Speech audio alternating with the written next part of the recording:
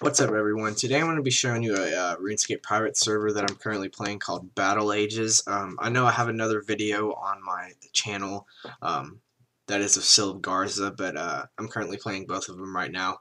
Um, in case I ever want to step away from Sylv Garza for a little bit, I come and play this, which I'm actually starting to grow a little bit more fonder of. First off, we got to talk about why this server really differentiates itself from other servers such as Sylv Garza and the more popular servers. This being a new server, there isn't a huge player base. We're probably, I think the max we've gotten to so far is 10 players, but the server hasn't been on for very long. But there's definitely great potential in this server. I've played many RuneScape private servers, and this one definitely shows me a lot of potential in it. Like I said, it's not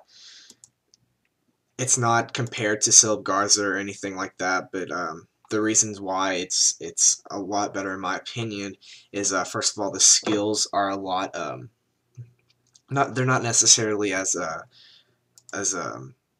fast. The rates aren't as fast as other servers. You do actually have to train in order to get all combat skills, and I've been training Slayer for probably 2 days now, and I just turned 94, so I mean, you do have to put in a little effort for it, but it makes it feel more rewarding in the long run. Right here is home. Home's at Varrock. We really don't see that much in servers, except for well, yeah, you really don't see it much. Usually people make home at Edgeville, and they just have lines of shops, or in the general store in the top left, you can go in there and there's a bunch of shops to buy stuff from, but this server really has its own custom home. Also here you'll find, since this is an older RuneScape, Dungeoneering isn't actually in the stats list, but if you talk to the Dungeon Master right here, you'll go through the level, and at the end you get dungeon tokens, and you have a chance for a rare drop that you get to keep. So yeah, it's pretty fun. Like I said, you do actually have to work to get the items that you want. You can't just go in there one time and expect to get chaotic or primal or anything like that. Like just for an example, this weapon is 400,000 Dungeoneering tokens, and I have 26,000, which was probably like 3 or 4 runs through like one floor, and one floor can take you anywhere from 10 to 20 minutes, just depending on what you have to fight. So it kind of gives you a sense, like a good sense of feeling when you do get the reward that you've been working for. Another thing is Vanica is right here. You talk to him, you get your Slayer objective. You can also trade with him, and you get Slayer points. Like I said, currently I have 112, and that's 2 days of training Slayer, and a Fire Cape, for example, is 400 points, and a Slayer Helm is 1,500 points. So I mean, you actually do have to work for your stuff in this game, but once the player base builds up and the economy gets a lot better, having those good rewards and trading them with other people will give a better satisfaction. So if we run over here, there's a few NPCs here that are pretty important. First off, we have the Star Sprite. Basically, you talk to him, he teleports you to the Slayer Dungeon. And the Slayer Dungeon has all the monsters that you could potentially get when you're asked for to do Slayer. There's also, I guess while I'm here, I'll talk about the actual spell list. The spell list is kind of normal of what you'll see on a server.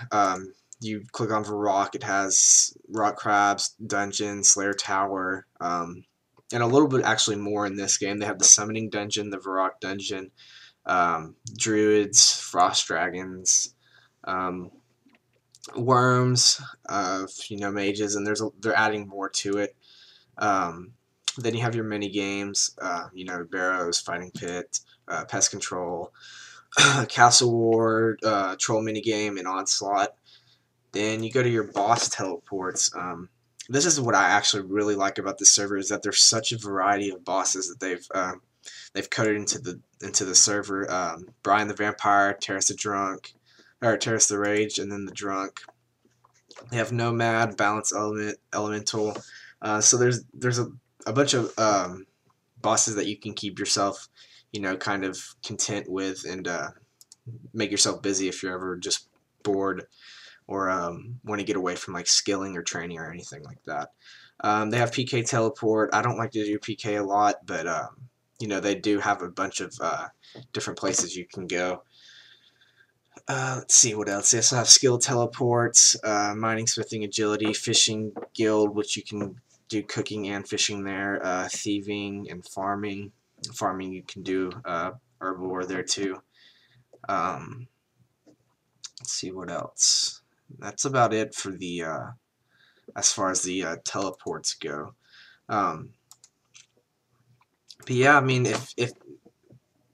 if you're interested in a server that's kind of just starting out, that has great potential, and I can really see the potential in the server. It gives you a sense of like a feeling that you're actually like part of the community when you start out on a slower growing server, as opposed to joining into a server that has 1,500 player base and you're kind of just like, well, can I get any help? There's no one to help, there's no one to communicate with because they're all busy doing their own thing. And this is the donor shop, by the way. They don't actually have the donor tab up yet where you can actually donate, but Excel, who is the owner of the server and runs the server, is working on that right now. So I mean, like I said, it's not like you can spend $1 and get 10 party hats, or spend $5 and get full Torva and Primal or anything like that. Like it actually the money that you donate is actually going to make you want those items a lot more, because you are spending a little bit more money to get these items. And the money, of course, goes to running the server and keeping the forums up. So it's not like he's profiting off of this. It's just basically for our entertainment. And the forums are looking really good right now. They're probably one of the most professional forums that I've ever seen. The theme is really great. It gives you that sense that you're actually on a forum that's about RuneScape. Kind of has that oldish kind of fantasy medieval looking theme going on with it, and it's really great. So yeah, that's the server. I mean, like I said, there is a lot more to show you, but it would take me like 10 years to show you everything if I went through every single one of these teleports. But I think some of the main cool things in this server is definitely the Slayer dungeon. There's a lot of rare drops for monsters in there that will actually take you a long time to get the drops, but when you do get them, you'll feel so satisfied. And then also how the dungeoneering works, the point system, and how you. Sorry, I was reading that comment. But anyways, the point system and how it works. You don't just go somewhere, click a few times, and you get the points. You actually have to strive for it. But yeah, I mean, if you need to contact me in game, my name is Cannabis. Dusty Shells, he's a mod, and Excel is the owner. But yeah, join, and I'll put the link to the forums and the web browser, or the web client, and the downloadable client in the link as well. All right, thanks.